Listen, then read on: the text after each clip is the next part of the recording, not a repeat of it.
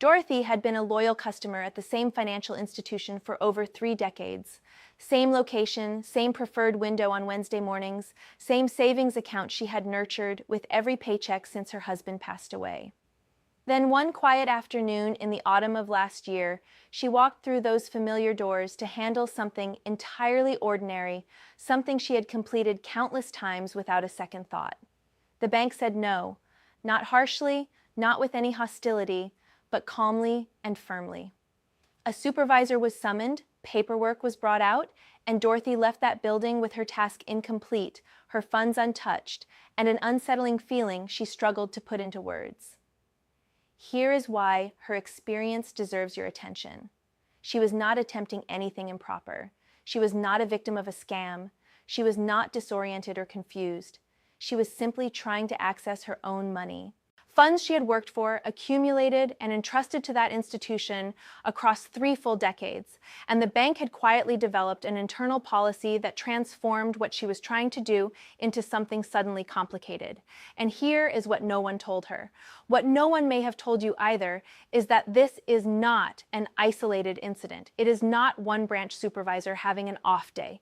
There is a broad and accelerating transformation taking place inside financial institutions right now, one aimed specifically at customers who are 65 and older. And the people most likely to be blindsided are precisely those who have done everything correctly. So today, I want to explore that transformation with you. Not to frighten you, not to push you toward closing your accounts, but because the specific misstep that draws seniors into this situation, the one that converts a simple errand into a bureaucratic obstacle course, is nearly always identical, and it is nearly always avoidable. Let us figure out what it actually is.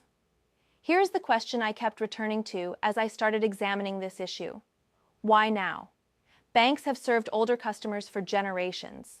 They have managed retirement accounts, Social Security deposits, estate transactions, all of it, without this level of complication. So why, heading into 2026, are reports from seniors about unexpected banking restrictions climbing so sharply? The answer begins somewhere most people would never think to look: elder financial protection legislation.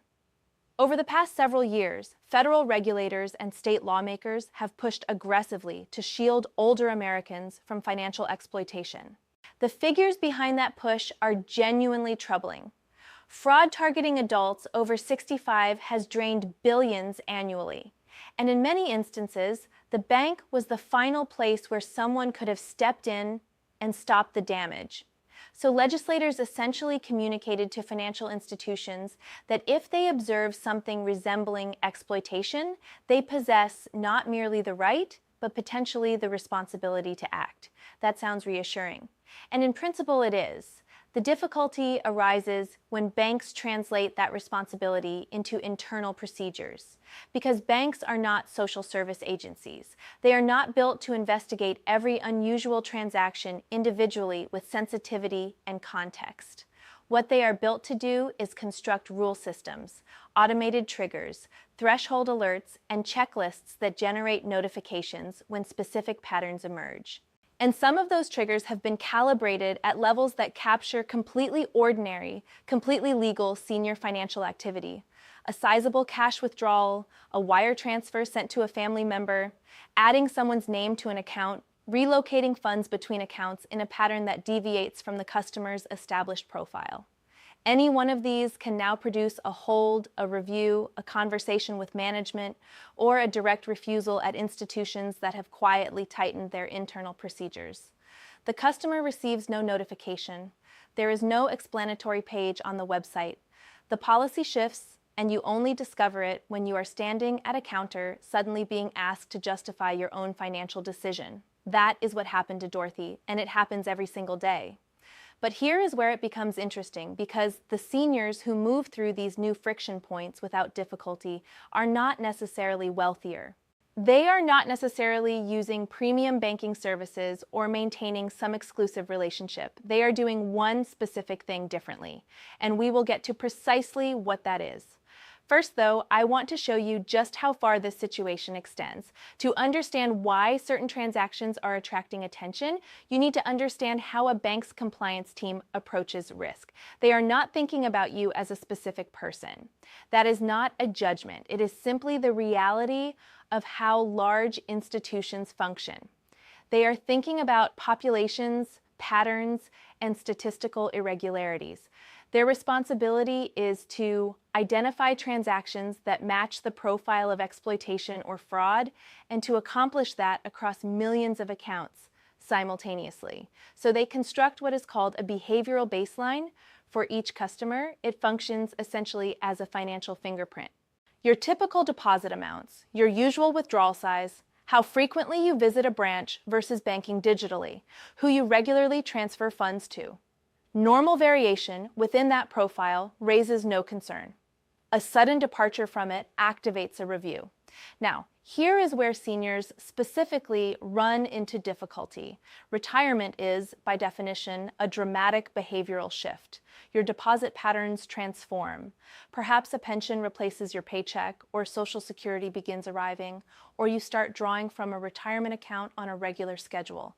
Your transaction amounts may grow because you are making larger, less frequent purchases, a trip abroad, a home renovation, helping a grandchild cover tuition costs. You may begin moving money in ways you never had reason to during your working years. Every one of these shifts can appear to an automated compliance system like a warning sign. And the situation grows more complicated because at the same moment your financial behavior is legitimately evolving, the varieties of fraud targeting your demographic are also rising. Grandparent scams, fraudulent government agency calls, romance schemes, fake prize notifications, these are genuine threats. They are sophisticated operations, and they frequently involve the victim walking into a bank and withdrawing a large sum, sometimes even repeating a scripted explanation that the criminal provided. Banks have encountered this scenario before. They are trying to stop it. But the unintended consequence is that a legitimately retired individual who wants to withdraw a meaningful amount to, say, assist with a grandchild's unexpected medical costs, or move funds into a different account they have chosen to open, or send money to an adult child they regularly support, can be stopped at the teller window. And here is the precise misstep that makes this significantly worse. It is not the transaction itself. It is the documentation situation surrounding the account, or more accurately, the absence of it. Pause. When a bank cannot quickly confirm that a large or unusual transaction is legitimate, when there is no authorized signatory on the account, no power of attorney on file, no trusted contact designation, no established communication history with a family member or financial advisor, the path of least resistance for a compliance-focused institution is to slow everything down or halt it entirely. The customers who are not stopped are almost always those who have already constructed what I would describe as a credibility framework around their accounts. It is not complicated, but most people have never been informed that they need it, and that is the misstep we are here to correct. Let me be specific about what that misstep looks like, because it appears in several different forms. Misstep 1, the solo account with no documentation of purpose. This is the most common scenario. A senior holds 1 or 2 bank accounts, perhaps a checking account and a savings account, solely in their own name, with no power of attorney on file with the institution, no trusted contact designated, and no beneficiary designations reviewed in years. The account is legally theirs. They have every right to it. But from the bank's perspective, if something appears unusual, there is no one to contact for context, there is no pre-established relationship with an advisor or a family member. There is no written record demonstrating that this customer previously authorized this type of transaction. When a compliance alert fires, the bank's available choices are to approve it regardless, which carries risk, to hold it, which creates friction, or to decline it, which provides safety. More and more institutions are defaulting to friction or safety. Misstep 2, completing large transactions without any advance communication. Banks have grown considerably more comfortable intervening when significant sums are involved and considerably less comfortable moving quickly without a clear explanation. The seniors who avoid this problem understand something valuable. Calling ahead or submitting a brief written notice to the branch before a major transaction changes how it is processed. It converts a surprise into an anticipated event. Compliance teams respond very differently to a flagged transaction that has already been discussed with branch management versus one that surfaces without any context. This may feel like additional effort, and it is slightly, but the alternative is arriving to move a significant amount and being informed that you need to return in 3 business days following a review, or that you failed to bring the required verification documents. Misstep 3, no trusted contact designation. This is the one that most people have genuinely never encountered. In 2018, financial industry regulators introduced a requirement for brokerage firms, and many banks followed voluntarily, asking customers to designate a trusted contact. This is not equivalent to a beneficiary. It is not the same as a joint account holder. It is simply a person the institution is permitted to contact if they have concerns about your account activity or your general well-being. You retain control over whether they may contact that person. That person cannot conduct any transactions on your behalf. They can only be reached for verification purposes. But here is the reality. Customers who have a trusted contact on file are treated differently when an alert is triggered. There is a person to reach, there is context to draw upon. The bank can quickly determine whether you are acting freely and deliberately rather than defaulting to a hold. If your account carries no trusted contact designation, you have removed one of the most efficient ways for a bank to resolve a compliance concern in your favor. 3 missteps, all of them invisible until the moment they become relevant, and at that moment, they matter enormously. Now I want to step back slightly, because there is a second dimension to this story that most people are not connecting. It is not exclusively internal bank policy. There are regulatory developments in 2026 that are affecting how specific types of transfers are processed, particularly wire transfers and certain electronic transactions when the account holder is over 65 and the destination is a non-institutional recipient. Here is what that means in plain language. If you are moving money to another bank account, to a family member, to a financial advisor, or toward a real estate transaction, certain institutions are now applying enhanced review procedures specifically because of the combination of your age group and the transfer category. This is not discrimination in the legal sense. It is classified as elder financial protection under several state-level regulatory frameworks that have taken effect or expanded their scope in 2025 and 2026. The intention, once again, is protective. The execution, once again, has friction built into it. One specific area generating considerable confusion right now involves transfers connected to estate planning. If you are collaborating with an attorney to establish or fund a trust, if you are retitling assets as part of a Medicaid planning strategy, if you are transferring assets to family members as part of a legally structured estate reduction plan, these are all legitimate, commonplace, professionally guided financial activities. They are also activities that can trigger elder financial exploitation flags because they involve moving substantial sums, often to individuals the bank has no prior record of receiving your money. The frustrating irony is that the people most likely to be conducting these activities correctly, working alongside attorneys, acting on professional guidance, exercising full legal authority over their own assets, are sometimes the very people most likely to be stopped because their transactions appear larger and less routine than those of someone making modest, consistent withdrawals. The solution, and there is one, involves something called an attorney letter of instruction.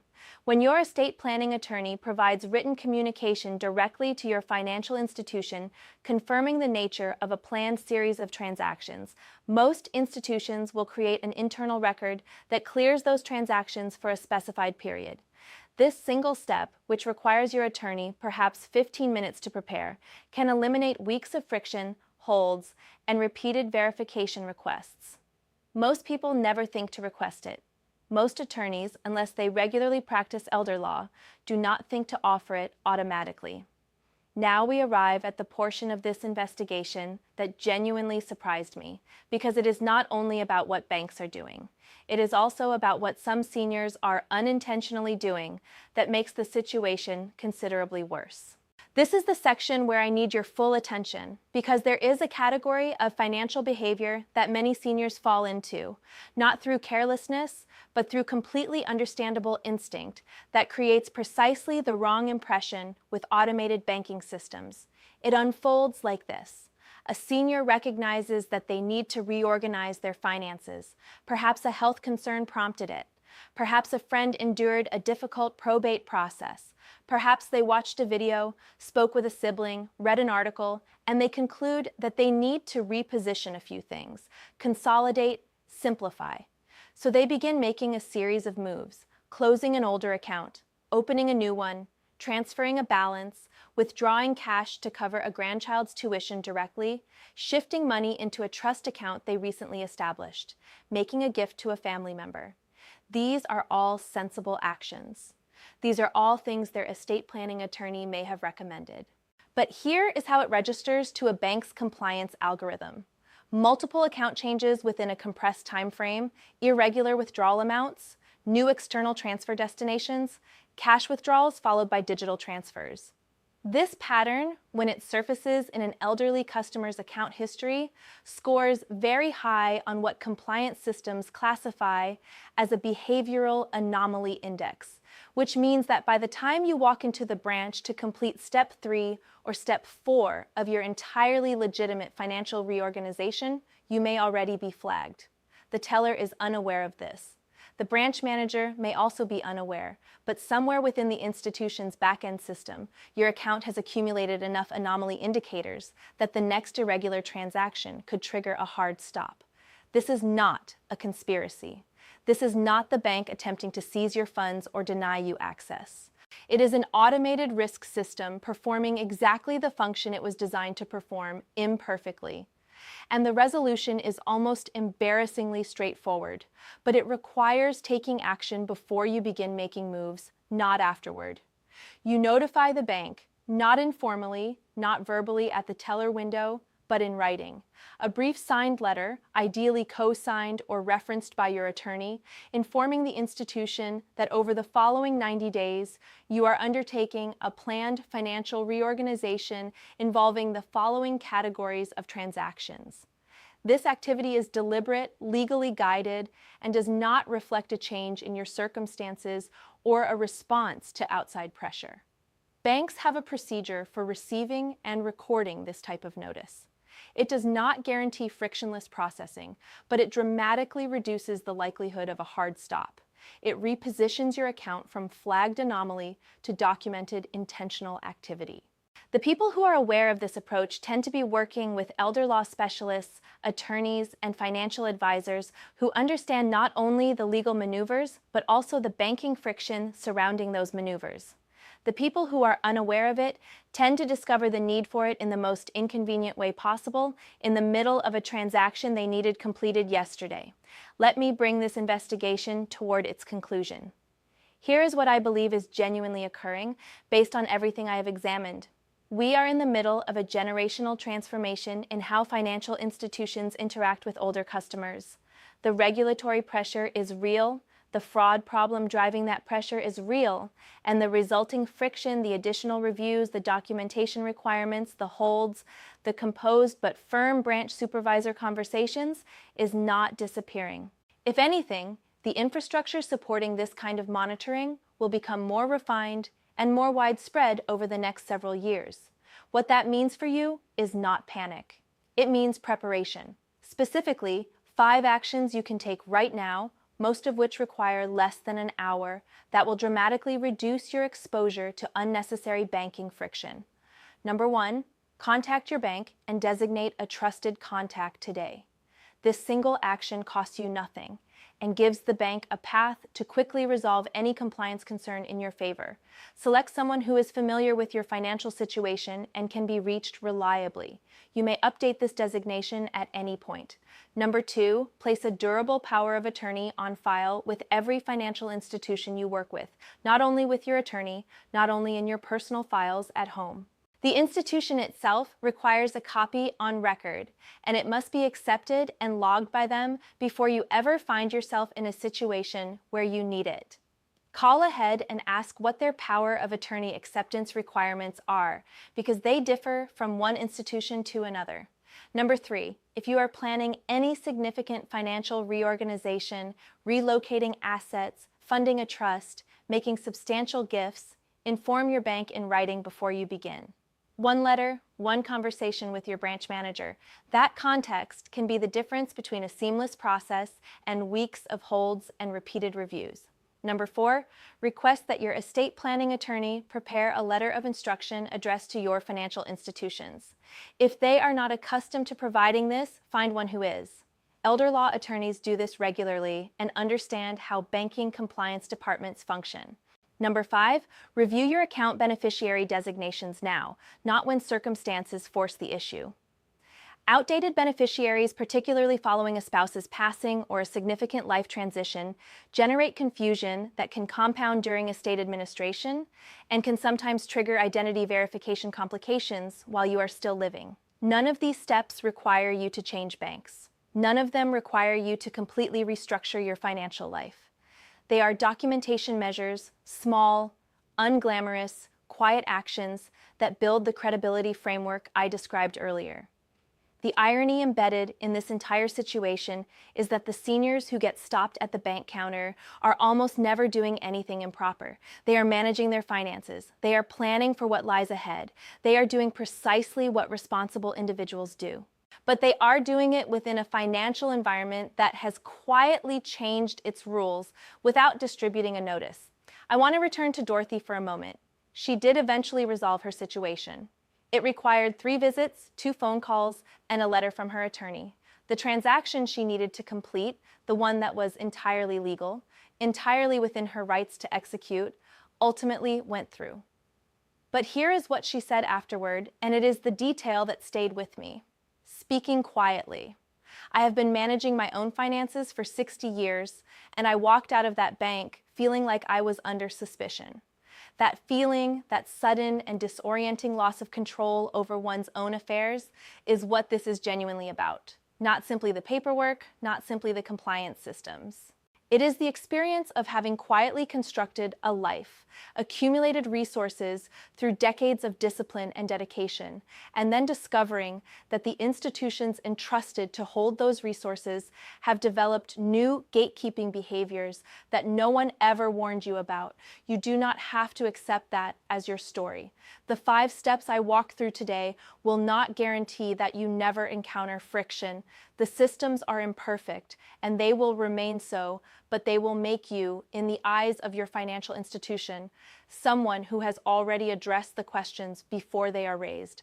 And in a landscape where those questions are being asked more frequently, to more people, with higher consequences, that is not a trivial thing. The misstep is not moving money. The misstep is moving money inside an institution that has no framework for understanding who you are and what you are doing. Build that framework before you need it. Pause. That is the investigation. And if it made you think of someone who needed to hear this, someone who might be walking into a bank unprepared for a system that has shifted around them, share it with them. Not because I am asking you to, because you might just save them 3 trips, 2 phone calls, and a letter from an attorney.